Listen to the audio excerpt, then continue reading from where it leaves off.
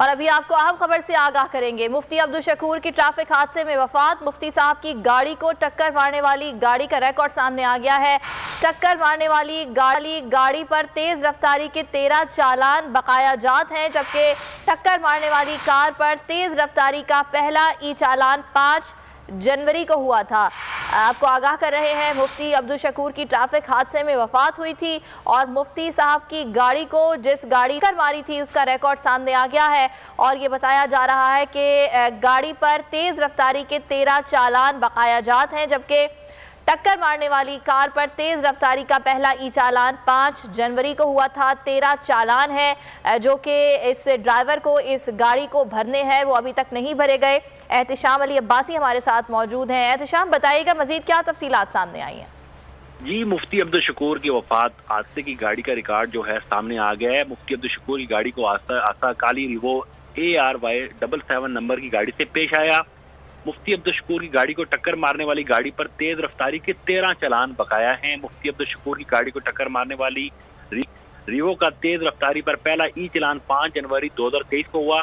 मुफ्ती अब्दुल शकूर की गाड़ी को टक्कर मारने वाली गाड़ी का तेज रफ्तारी का 13वां चालान जो है 23 की रात को हुआ। मुफ्ती अब्दुल शकूर की गाड़ी को टक्कर मारने वाली गाड़ी का जो मैं आपको बताता चलूँ तो इसने बेशुमार वायलेशन की हैं इस्लामाबाद में मुख्तलिफ इशारे पे। यहाँ पे क्योंकि ई चालान का एक सिस्टम शुरू किया गया है इस्लामाबाद ट्रैफिक पुलिस की जानिब से, तो उन कैमराज में इस गाड़ी का मुसलसल रिकॉर्ड जो आ रहा है, ये मुख्तलिफ जगहों पे सिग्नल भी तोड़ते रहे और तेज रफ्तारी की बायस जो है इन पर जो है ई चालान भी होते रहे और इस गाड़ी ने मुफ्ती अब्दुल शकूर की गाड़ी को टक्कर मारी थी, जिसके बाद मुफ्ती अब्दुल शकूर मौके पर ही जो है उनकी वफात हो गई थी। उसके बाद उनको पुलिस क्लिनिक अस्पताल मुंतकिल किया गया था। अलबत्ता मुफ्ती अब्दुल शकूर जिस घर से अफ्तारी करके आए थे उन्होंने थाने में बाकायदा तौर पर एक दरख्वास्त भी दी थी और उस दरख्वास्त पर मुतलका थाने में FIR दर्ज हो चुकी है।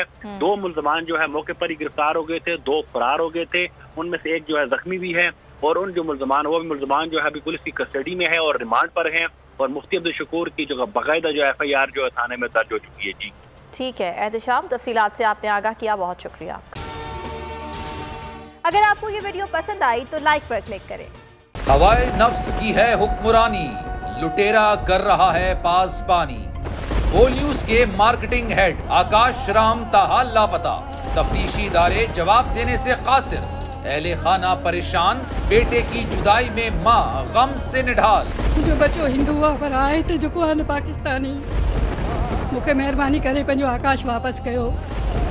हुकूमत से बेकसूर और मुहिब्बे वतन बेटे की बाजियाबी के लिए फरियाद। आकाश राम के अगवा के खिलाफ अहले खाना की जानिब से सुप्रीम कोर्ट में दरख्वास्त दायर। सुप्रीम कोर्ट के चीफ जस्टिस उमर अता बंदियाल से आकाश राम के अहले खाना की जल्द समाअत की इस्तदा। समी इब्राहिम और सिद्दीक जान की सुप्रीम कोर्ट के बाहर अहम प्रेस कॉन्फ्रेंस।